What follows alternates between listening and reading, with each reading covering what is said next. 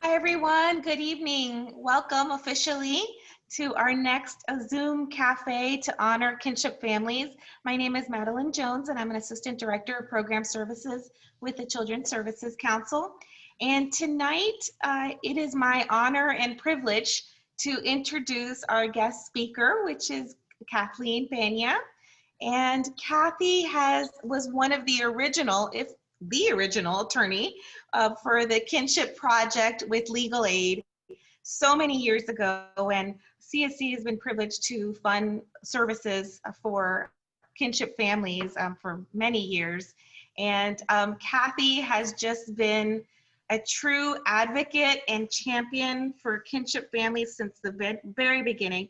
And if you just spend 5 minutes talking with her, you know that this isn't a job for her. This is something that she really does because it's her passion. And not only is she extremely knowledgeable about the system and how to help families and guide everyone in the right direction and, help with the system gaps, but her love and compassion just speaks volumes. So I just thank you, Kathy, for being here tonight.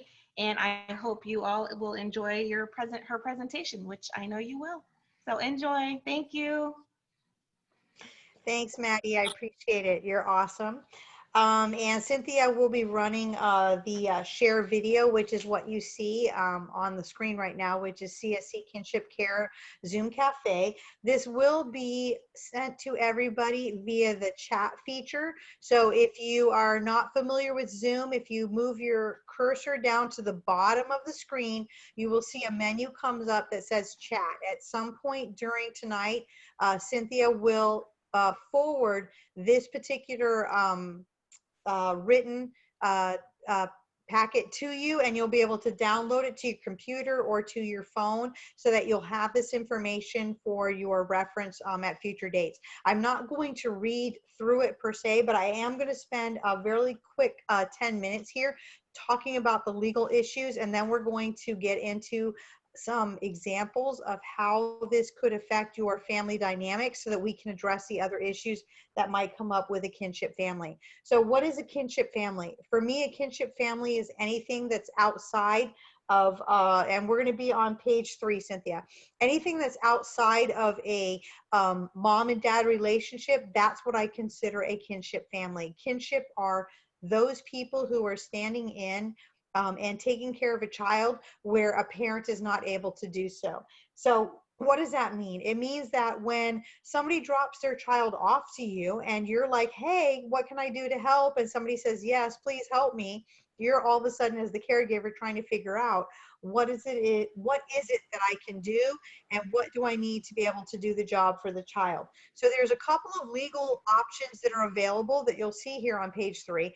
And we've got a power of attorney, a letter of consent, a temporary custody order, a guardianship, and an adoption. So several of these things are much easier done with a court order, but they all help you get the job, get you the ability to take care of the child. So if we move on to the next page, which is page 4, what a power of attorney is, a power of attorney is not a court order. It is a specific form under Florida statutes where you as a parent give authority to another person, which would be those of you who are caregivers, to actually take care of a child who is in your care. And you need this because if you are not a parent, the parent has to give you the authority to take the child to the doctor, to register the child for school, to make sure that the child has their prescription medication, to put the child in therapy, to put the child in extracurricular activities, sign off on field trip forms. A power of attorney is really one of the best methods we use for situations where you're taking care of your child's best friend. Sometimes teenagers, they get older, they don't get along with their parents, or they're not getting along with their grandparent who's taking care of them. This is just a written document where a parent or whoever has custody can transfer that custody over to another person so that person can do those things that are necessary. You don't have to go to court for it, but the other issue is it's super easy. But if a parent decides to take that authority back away from you, then all they have to do is notify the school, the doctor, or other people who are providing services for the child to say, listen, I as the parent no longer want the friend or the relative to take care of or provide services or authority for my child to be in soccer, go to the therapist, go to the doctor, go to school, do whatever that thing is. So that's the downside of what a power of attorney is. It's super, super useful for other areas of the law, which I will get into, okay? When we move on to the next one, which is what a lot of you might be interested in, which is page 5, this is a temporary custody order. This is where you go to court under Florida Statute 751. So anybody who's related to the parent of the child within the 3rd degree, so we're talking great-grandparents, grandparents, aunts and uncles, cousins, you can actually ask the court to give you a court order to allow you to put the child in school, to get the child's school records, to take the child to the doctor, to get the child's medical records, to put the child in extracurricular activities, to do those things that a parent would normally do if the parent is not available. This is one of the easiest ways to basically get custody of a minor child. It's permanent until the parent comes back to court to say, hello, I'm ready to take my child back, and let's have that happen. We have had some changes recently in the Florida legislature. So now people who we call fictive kin, which is what we sort of refer to as the godparents who aren't necessarily related to the children, the people who are aunts and uncles or grandparents, but they're not biologically related. We all have our circle of family that is our biological family, which is our moms and dads, grandparents, aunts and uncles, and cousins. But we also have these people who we refer to as our kin, who are not related by blood, but they're our family, which is why we call them kin. And those are the godparents who are not related, our aunts and uncles who are like our best friends, people we've known forever who we sometimes refer to as brothers or sisters or cousins because we've been raised with those people. Because there's a lack of a blood relationship, we call them fictive kin. Previously to the recent legislative session, those people could not petition for custody under Chapter 751. Now, because the statute's been changed, we have an option for people who have a long-term relationship that's significant with a child who can actually ask for custody. And so this is where we can, prevent the children from going into dependency, which is child abuse court. We can allow for other people who are not related to actually be able to petition for the children. You have to be able to prove that there is this long-term extensive relationship, but it's a door that's been opened that never existed before. And this is actually very, very exciting for everybody who's working in the kinship field because it sort of reflects what's really happening in our society. And that's really what's super important here, okay? We usually like to have parents who consent, and there's a waiver for them, which allows for us to do this. And the courts haven't dealt with this yet because it's brand new, but I am excited that I think legal aid or any other attorney out there will be able to help with this particular issue. If we go to page 7, Cynthia, what we can see is that I defined how the statute is how the legislature has said that a fictive kin is somebody who is unrelated by birth, marriage, or adoption, who has an emotionally significant relationship with the child. And it's a relationship that mimics what would happen in a real family relationship. So you have somebody who's acting like a mom, but there's no biological relationship. That's a fictive kin. You have a godmother who's been there since the kid was baptized, or who's been there since the kid was born, who's been providing all kinds of support to mom or dad. That person is a fictive kin. Somebody who has always been there. The kid knows this. The family knows them. They just don't have the biological relationship. We're going to talk to them. They're going to be our fictive kin. Okay. The other thing that's been very, very significant, and I know a lot of relatives have asked about this. I've had the child for 5 years. Mom and dad have been missing, or mom was missing, or mom is deceased now. And then all of a sudden a dad shows up out of the woodwork. What do I do? Well, we're really lucky now. in that the court has, through the legislature, said we should consider what we call transition plans. And I have actually seen that in several cases of mine that I've done recently. What is a transition plan? Well, like I said, the kid's been with you for 5 years. No parent's been available. One of the parents is dead, and the other parent who was not deceased has popped up out of the woodwork saying, hello, I'm here. Okay, and that's what usually happens. So instead of the court just ripping the child out of the placement that they have been stable in for the last 5 years, what a transition plan allows for is for the court to say, well, what's in the best interest of the child? Has this child seen that missing parent? Okay, well, what can we do to establish a relationship? So we'll establish a visitation plan. We'll get this child to start seeing the parent. Sometimes the court will say, well, Mr. Parent or Mrs. Parent, you were on drugs 5 years ago. Are you clean now? The court can actually ask a parent, show me that you've gone through drug treatment. Show me that you have done a drug treatment plan and you are now not using drugs. Great, you're clean. I am so happy for you. Let's start doing visits once a week. How is that going? Let's move it up to a couple times a week. Let's move to the weekends. And then if a parent shows that they have a job and they have a home where their child will be safe, then as part of the transition plan, a court can say, now we can start to move the child into the parent's home. Children love their parents. And I know this is really hard for all of us who take care of children who are not our biological children, okay? Be it a grandparent, aunt and uncle, cousin, you name it. All right. You're taking care of this child. You think the child is yours. You know, you've given your blood and your emotional support. And that's what we bless and we thank each one of you for doing. What the court has to decide is when we do have a parent who finally steps up, which is what child abuse court does. Has this parent done enough to say, I can be a parent?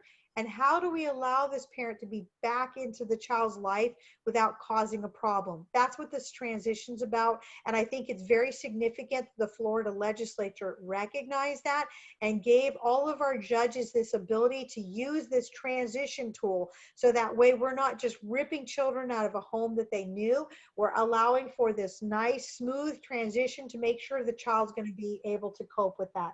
And that's one of the things that I think that I can say to all of you out there.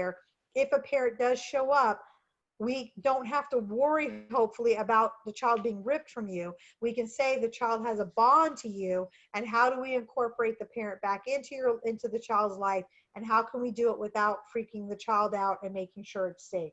And so now the courts have the ability to do that, okay? And that I think is really, really awesome. When we go to page 8, the only time paternity really becomes an issue is when the relative is related to the parent. And what does that mean? Is if you have a dad and say you're the grandmother or you're the sister of the dad, which means you're the aunt, or you're a cousin of the dad, and the dad was not married to the mother, wasn't on the child's birth certificate, didn't do anything to say, hello, I'm the child's dad. That can cause problems legally. Okay. Now that they've changed Chapter 751, we don't have to worry as much about whether or not we can establish that somebody is the dad of the child, because if you can show that you have a significant relationship to the child and you've been caring for the child, then you can then be classified as a fictive parent. But if you're trying to say you're an actual relative to have certain rights, then you have to understand the mom is not a problem. Everybody knows where the child came from. The child came out of the mom. Moms are listed on every single child's birth certificate. But for dads need to be signing the birth certificate. Dads need to be establishing that they are a parent to this child to make sure that the paternal relatives, the people who are related to dad, will have the ability to, exert their rights to protect a child. Okay. Now we're going to go on to page 9, which is guardianship. This is another tool. So we've talked about powers of attorney. We've talked about temporary custody. Another legal tool to get custody of a child and to assist a child is what we call guardianship. This is sort of the tool of last resort. And the reason why it's a tool of last resort is because it's very, very burdensome. Anybody who wants to be quote unquote, a guardian, not legal custody, a guardian of the child under Chapter 744, you have to undergo a background check. You have to undergo a background check every single year. You have to go through training.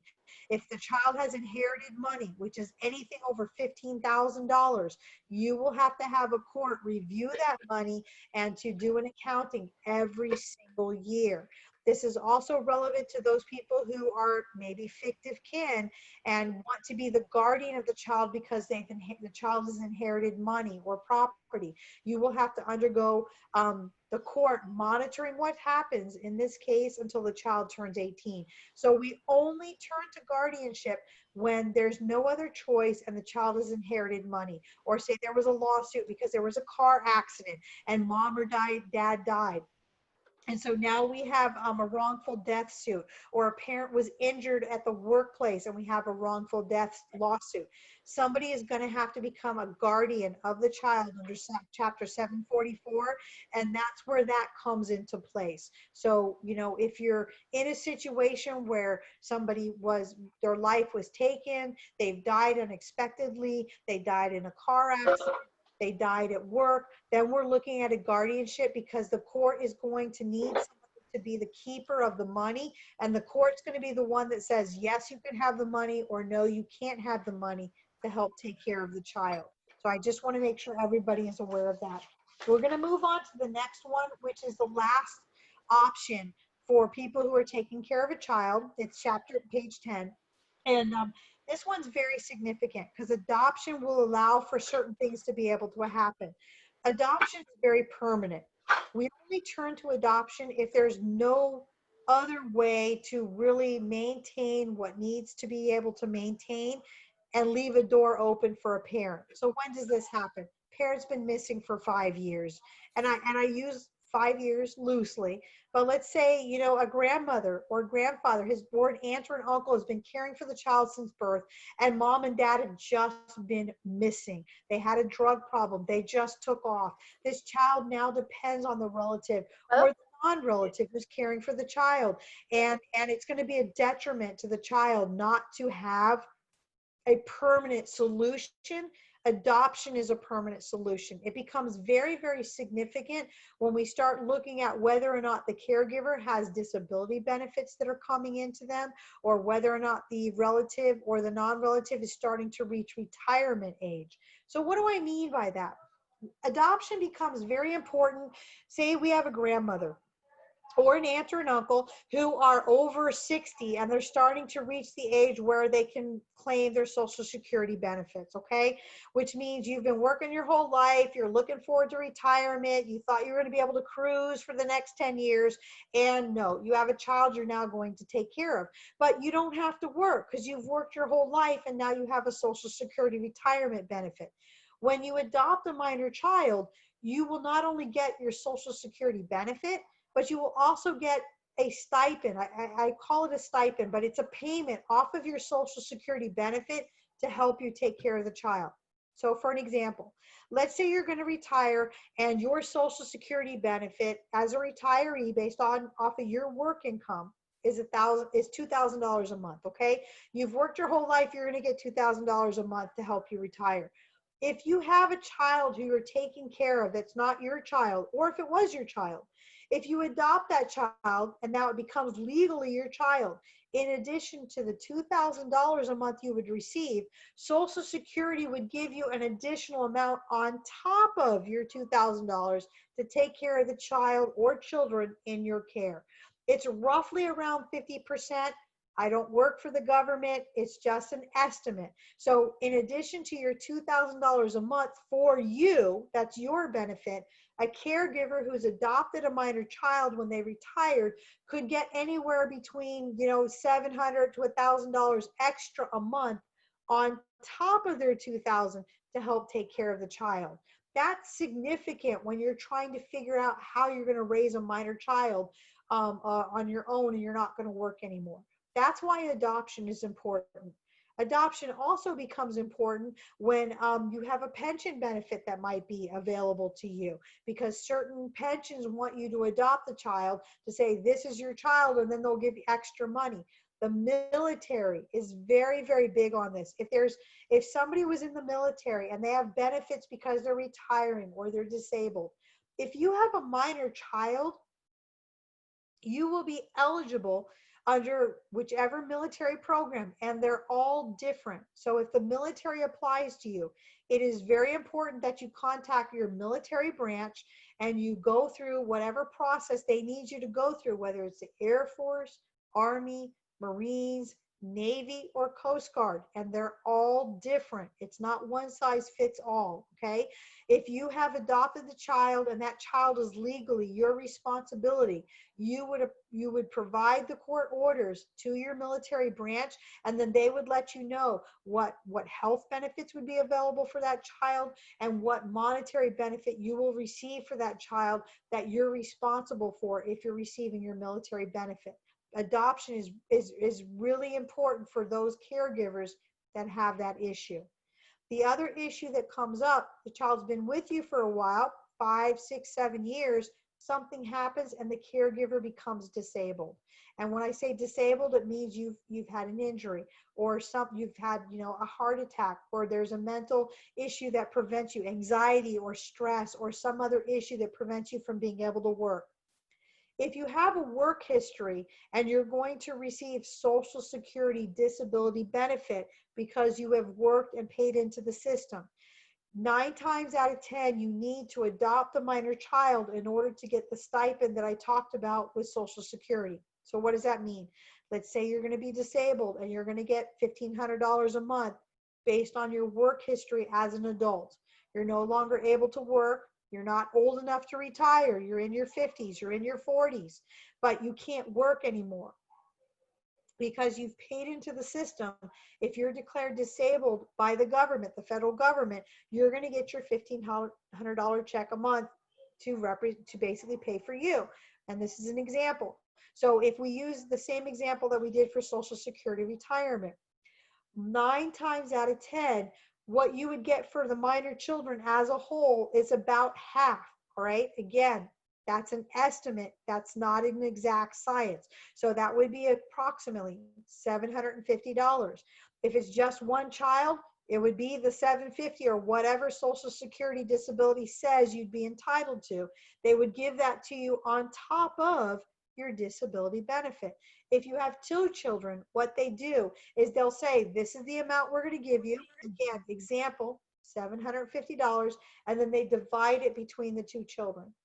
As the older child gets older, graduates from high school, turns 18, they marry, go into the military, the government will take whatever money the first child was receiving and they'll take it down to the second child, and you'll continue to receive that amount until the second child either graduates from high school, joins the military, gets married, or otherwise turns into an adult. Okay, so adoption becomes very important when you're looking at a caregiver who is disabled and receiving disability, or a caregiver who is old enough where they're going to be able to start to retire, which is age 62 or longer. We do try to encourage people to wait as long as possible before retiring, because if you can wait till 65 or 67 or age 70, the benefit you will receive for yourself is significantly higher than if you took it too early. But life is what it is. And if you have to claim it early, I just want people who are in that situation to understand that if you have a child in your care and you need to continue to pay for that child and the parents are not around or they're not able to do so, then this is a way for you to bring extra money into your household for you to be able to take care of that child. Okay? Why else is adoption important? All right. And this will come into play also when you're doing temporary custody.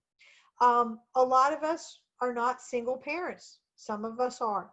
But for those situations where we have a significant other and we're married to somebody, and it doesn't matter if it's a same-sex couple or a heterosexual couple, okay? The law does not discriminate on that, okay?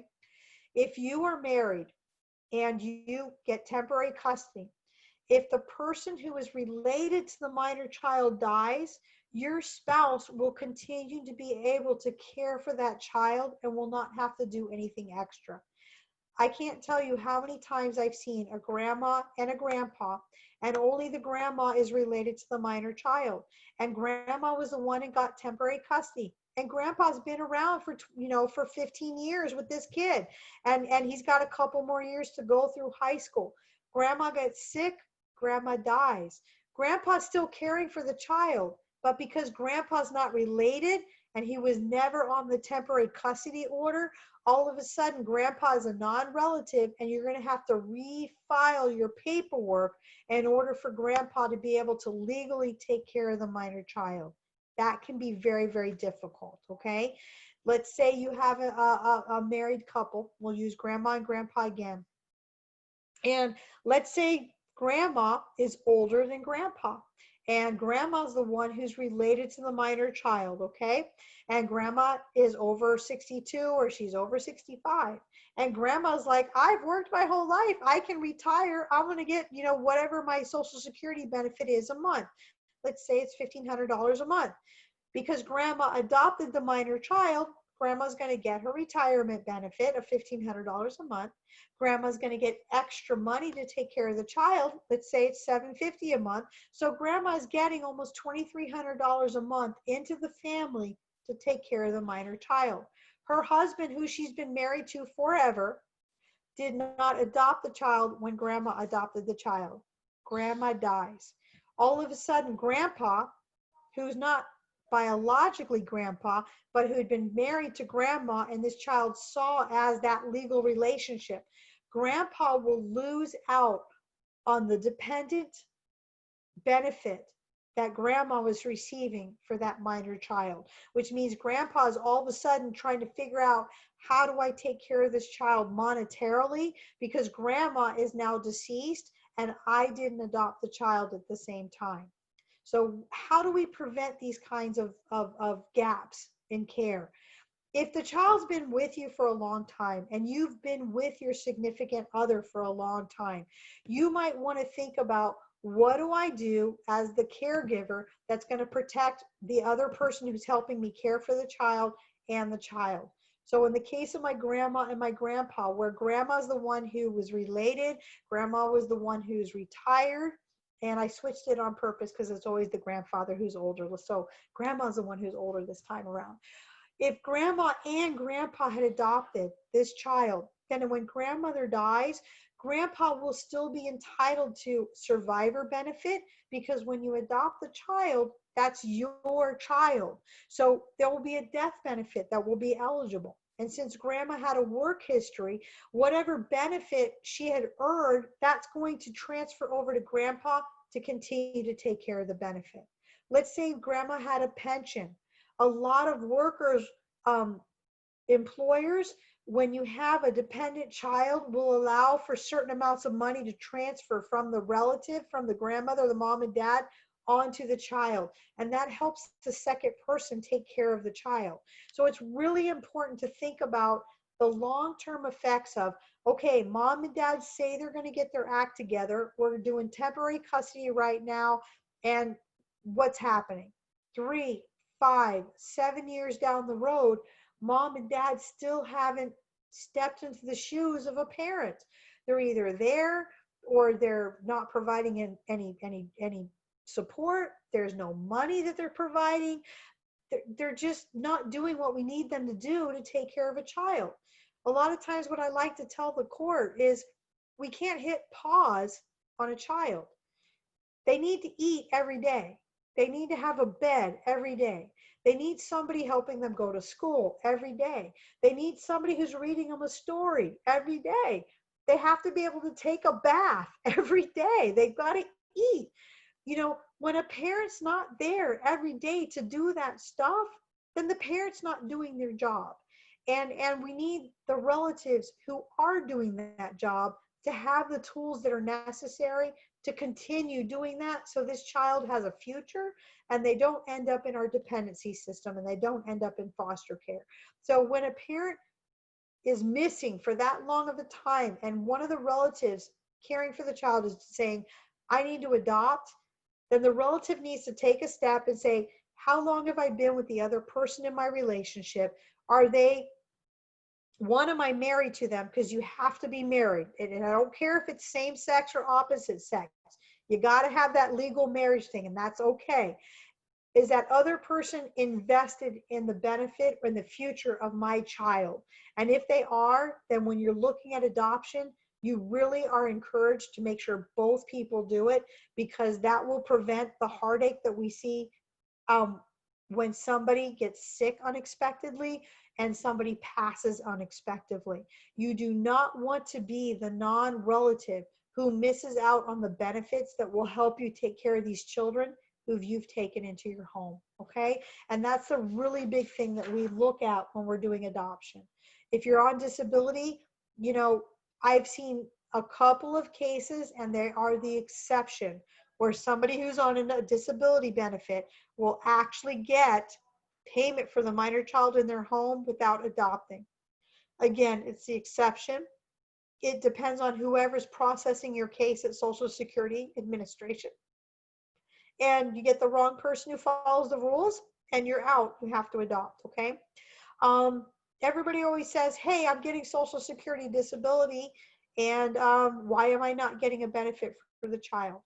You've heard me talk about people who are getting disability based on a work history. If an adult has been disabled all of their life and they never worked, they're most likely getting what we call SSDI, which is Social Security Disability Insurance. It's the money that the government pays out when somebody hasn't had a work history, but they're disabled and they cannot work and they cannot contribute to the system, but we don't want them to be helpless, homeless. We want to be able to take care of them. That person gets SSDI. You can notice that it's SSDI, one, because it's never over $701, and on your notice it will say SSDI. Now, it is possible that somebody has a work history where they didn't earn enough money to get more than $701 for disability. So say somebody worked and they had a lower income job, and there's not a problem with that. But Social Security Administration for retirement, it's only going to give you $500 a month. What Social Security will do is they'll fill the gap and they'll give that person another $201 so that the payment is $701 a month, but $500 of it is Social Security disability based on their income, and then the other $200 is the insurance, SSDI. So in that case, you will get a stipend based off of your $500 disability check a month, and you will not get it off of the SSDI. If your income is only based off of SSDI because you've been disabled your whole life, then you will not get a stipend for the minor child regardless of whether you adopt the child or not. Okay, that's something that really needs to be clear, and unfortunately that's the way that system works. Okay, we're going to move on to page 11, because some of the things in long-term planning that you want to be aware of is what happens as I get older, or what happens if I have a health issue that I am concerned about. And I know everybody is concerned right now with COVID. What happens if I got sick, but I'm okay, but now I have a heart problem because of it, or now I have a blood issue because of it, because I have clots and I'm not sure what's going to happen. Okay, for the relative, what we want you to be aware of is you can actually designate people who can talk to the doctor on your behalf. And how do you do that? You do it through two documents. You do it through a healthcare surrogate, and you can do it through an advance directive. A healthcare surrogate is, say you have a best friend, or you have your sister or another relative, and you want that person to be able to talk to the doctor, to tell the doctor, yes, I want my sister to be able to have this heart, surgery, or to have this blood, treatment, or to have this lung treatment done if my sister's not able to say, please, doctor, do it. A healthcare surrogate document will tell the doctor, if I'm not able to talk to you, I want you to go talk to my sister, or I want you to talk to my mom, or I want you to talk to my cousin or my aunt. You're able to tell the doctor who has the authority to speak to you in a non-emergency situation. If it's an emergency situation, any relative is going to do. But say you've been diagnosed with cancer, they took care of the emergency, but now the doctor, you say you're not quite ready to talk to the doctor. Then what the doctor can do is they can go to your healthcare surrogate and say, okay, we need to do additional surgery, or we need to do additional treatment for your sister. And because it's not an emergency, I need somebody's permission now to do the chemotherapy, or to do the radiation, or to do the second tier surgery. A healthcare surrogate document will give that person the authority to tell the doctor, yes, will you please operate, or will you please do the treatment so that my sister doesn't die? And that's why we want healthcare surrogate documents, okay? An advance directive is similar to a healthcare surrogate, but it also says whether or not you want to be resuscitated in the event that your heart stops beating. Some people are like, I want the doctor to do everything in their power to make sure I stay here on earth. That's 100% perfectly fine. I'm not sure if anybody remembers the Terry Schiavo case. This took place when Governor Jeb Bush was in place, and this was probably, I think it was in the 90s. It was really important because we had a woman who suffered from a mental condition. I think she had a stroke. I can't remember exactly what the issue was. She went into a coma, okay? She couldn't talk to her doctor. She was married. Her husband legally was the person that the doctors would look to say, do we resuscitate? Do we keep her on life support? What do we do for your daughter or for your wife, okay? Now, unfortunately for Terry stayed in a comatose state for over 10 years. At some point, the husband said, enough is enough. My wife's not going to wake up. I want you to pull the plug. Now, because there wasn't an advanced directive saying whether or not Terry wanted to be resuscitated or what Terry wanted to have happen if she was in a vegetative state, Terry's parents, who of course loved her very much, came to the hospital and went to court to say, no, we want Terry to stay plugged in. Terry's alive. We do not want to pull the plug. So advanced directives are really important because it prevents the legal drama that happened in Terry's case. And it's very, very sad because on one side, her mom and dad, who loved her very, very much, wanted her daughter to stay alive. And the husband, who loved her very much, had watched his wife suffer for 10 years in a coma. And they had different ideas on what to happen. Her husband wanted to let her go and to move on, and the parents couldn't let go. And I'm not saying one person was right over the other. These are personal decisions.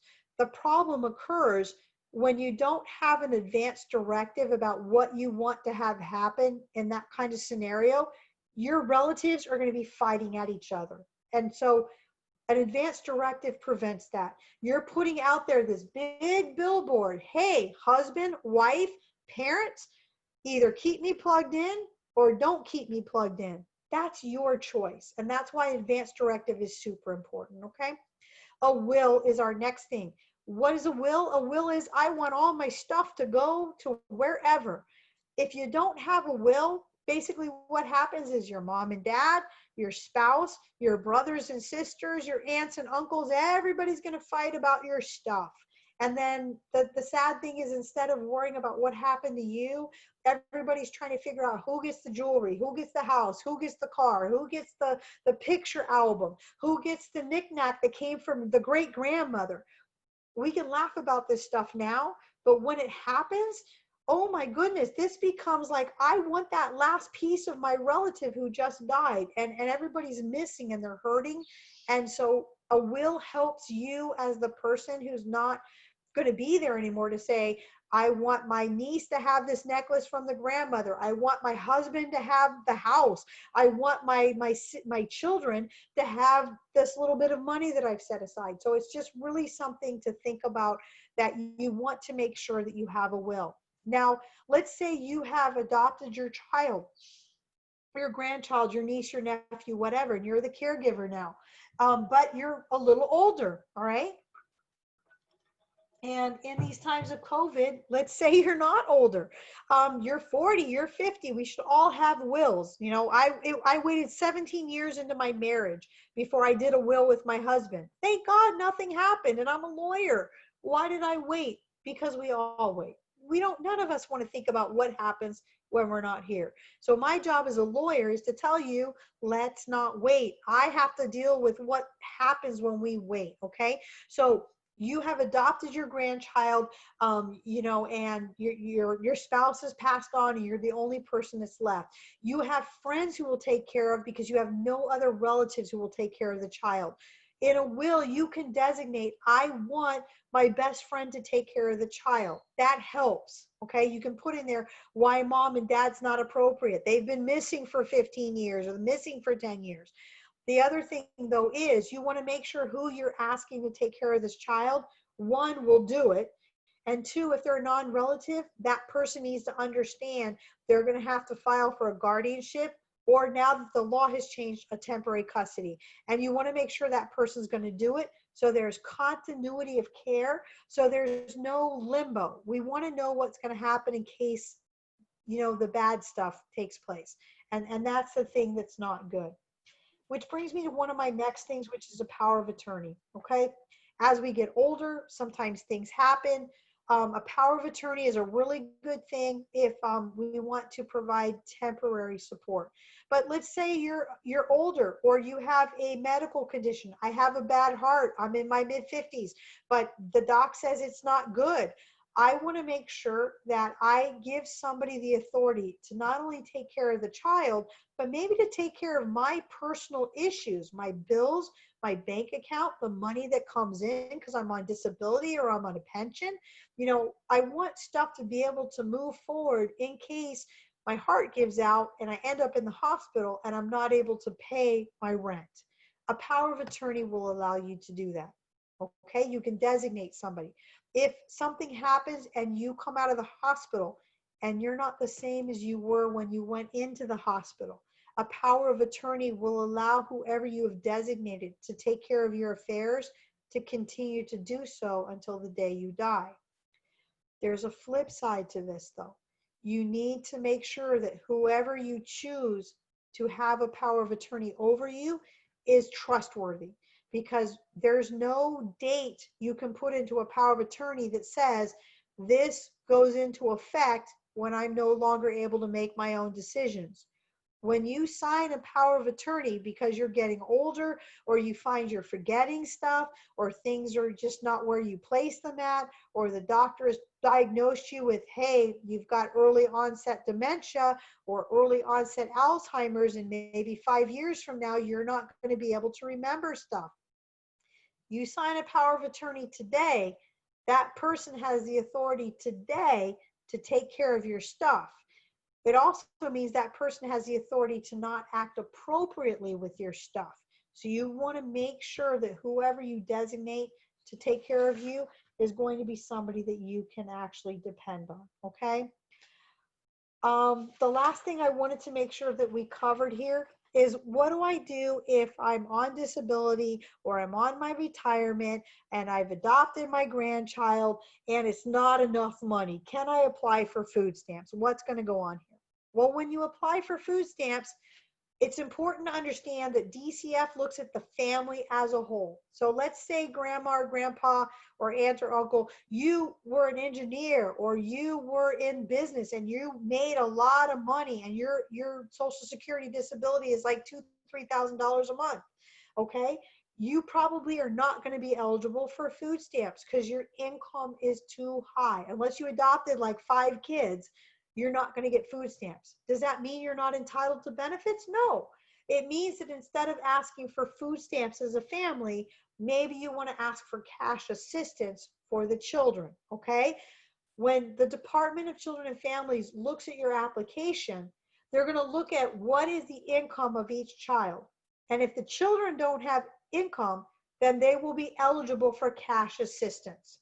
But if you ask for food stamps, then all the family as a whole, which will include your retirement or your disability income, will be considered. And if it's too much, the family won't get anything. So remember, Don't always ask for food stamps if your income is too high. If your income is high or you're still working and you need help with the children, ask for cash assistance instead.